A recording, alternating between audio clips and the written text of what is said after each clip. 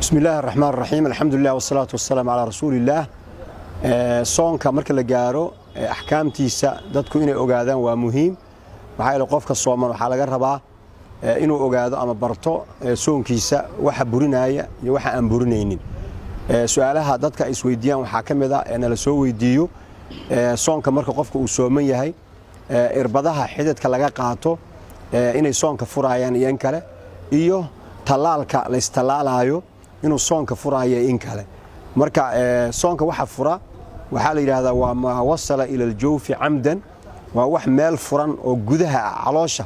wixii si kas ah loo gaarsiiyo taasoo mesela ama wax afka laga cabaha ahaato ama wax sanka qofka intuu ka galo hoos ugu dhaadhaca ahaato adu meel furan oo gudaha u dhaadhacaysa wixii ka gala ayaa soonka fura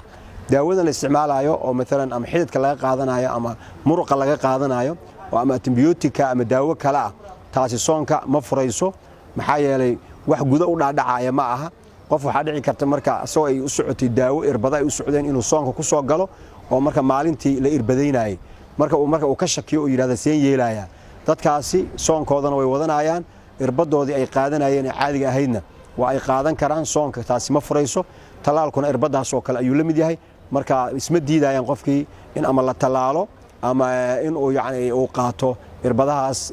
aan gudaha u dhaadhacaynin oo calooshii aan galaynin oo daawada ah ee qofka caafimaad ahaan loo siinayo xajka markii la gaaro waxyaabo waxa jira marka qaarkood hadba xilliga marka la joogo si dadku ay u xajiyaan lagu soo daro shuruudaha lagu safraayo hore waxa uu macna passport qofku inuu haysto inuu ticket goosto inuu fiisa haysto buug caafimaad inuu wato waxyaabo saas oo kala ayaa hore u jiray hadda waxa nagu cusub maadaama cudur cusub oo COVID-19 la yiraahdo oo jiro oo caalamka oo dhan khalkhal galiyay talaalkiisana meelo badan uu ka socdo adduunka oo dadku istalaalayaan in shahaadada talaalka qofkii xajka aadayay inuu talaal soo qaatay in la isweydiiyo ayaa shuruudahaasi dhici karta in xaajiga la weydiiyo marka hadii ay taas dhacdo oo xajka waxyaabaha looga baahan yahay in lagu aado ay noqoto in qofku uu talaalkaas shahaado uu ka haysto si qofkii xajkiisa uu aado waa inuu talaalkaas haysto oo warqadaasi uu hore u qaato si qofka uu xajkiisa ugu soo guto mar hore waxa jiri jirtay mesela markii safar la aadayo in la iska soo baaro oo ma qabtaa COVID-19 iyo in kale oo intii la tago meelaha caafimaadka qofka la baaro warqad laga soo siinaayay oo ilaahay waa negative ma qabo saasna uu ku safraayay hadii fiisi marka xajka loo baahday dadka fiisaha bixinaya shuruudaha ay fiisaha ku bixinayaan ay ku soo daraan waa in qofku uu talaalan yahay meeshii ay marka hore ka ahayd waa in la soo baaray oo uu san qabin laana tana ka sii xeel dheer oo qofka duusan maanta qabin bari inuu ku dhaco ayaa dhici karta laakiin hadii talaalka uu qabo dadka yaani waxay tilmaamayaan inuu ka aaminsan yahay xagga caafimaad ahaan uga fiican yahay la iskuna haleyn karo oo qofkani inuu talaalan yahay ay uga dhigan tahay qofkan in cudurkii yaani uu maray jirkiisuna uu la qabsaday marka hadii shuruudahaasi ay qayb ka noqoto inaan macnaha aan qofkii uusan uga joogin shahaadadaas ma haysto uu raadsado meelaha laga helo talaalka laga bixinayo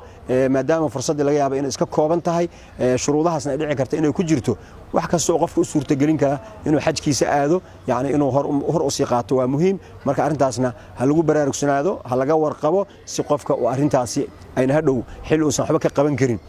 ina loo dhihin waa lagu soo diiday maxaa yeelay ma talaalnid ama warqadii talaalka ma haysatid marka dadka xujayda ah waa inay fursadaasi ka faa'iideystaan kuna sii tala galaan inay dhici karto arintaas iyada la isku xiro marka intii ayna taas dhicin ka hor waa in la sii diyaarsado wax kasta oo qofka u fududeynayo inuu xajka aado quraankeena ama diinteena shariicada islaamka waxyaabaha talaalka la xiriira ama waxyaabaha caafimaadka la xiriira waxay ixtiraamtaa diintu cilmiga iyo aqoonta aayadii ugu horeysay ee soo degtay quraanka waxay ahayd iqra bismi rabbikal ladhi khalaq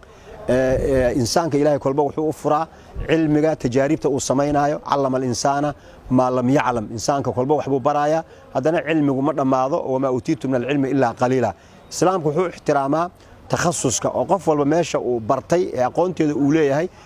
asaga ayaa looga dambeeyaa marka talaalka iyo arrimaha ku saabsan dadka looga dambeeynayo waa dadka ku takhasusay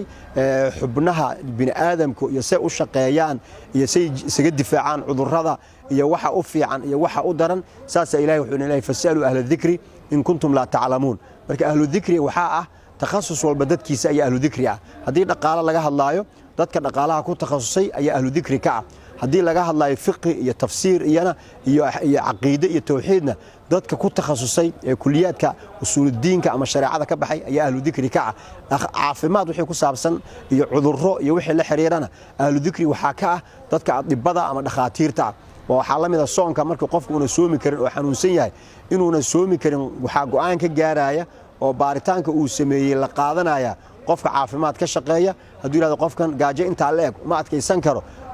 culimmadii sharcigana fatwadaas ayay ku sii dhisaayeen oo leeyihiin qofkan wuu afuri karaa fidyona wuu iska bixinayaa marka go'aan gaaritaanka kama bilaabanayo sheekha tafsiirka akhrinaya ama fiqhiga akhrinaya oo qofkan wuu xanuunsan yahay ma soomaa mise ma soomaayo asaga go'aan kama gaari karo waxaa go'aan ka gaari kara qofka yaqaana caafimaadka markuu go'aan ka soo gaaro oo yidhahdo qofkan ma soomi karo saacado intaa la egna macnaa kama adkaysan karo biyaha iyo cuntada oo intaas loo soo sheegay sheekhi marka fadwo wuxuu ku soo saarayaa qofkani dhakhtarka asoo loo hogaansamayo talada uu soo jeediyo caafimaadkana ay saa ku jirto qofkan fidyaha iska bixiyo soonkiina ha iska furo marka diinteennu waa diin nolosha dadka u qaabaynaysa cilmiga iyo takhasusaadkana qof walba meesha uu yahay ku ixtiraamaysa sidaasay nolosha ay u qiimaynaysaa ayna u tahay diinteena islaamku saalixa likulli zamaani wa makaan xilli walba mid u habboon marka ilahay waxaan ka baryaynaa subxaana wa tacaala inuu ina waafajiyo diinta ina fahamsiiyana wixii dhibaato inugu aana ilahay naga leexiyo wixii khayr inoogu jirana ilahay ina waafajiyo hada wabillahi tawfiiq wasalaamu calaykum waraxmat ullaahi wabarakaatu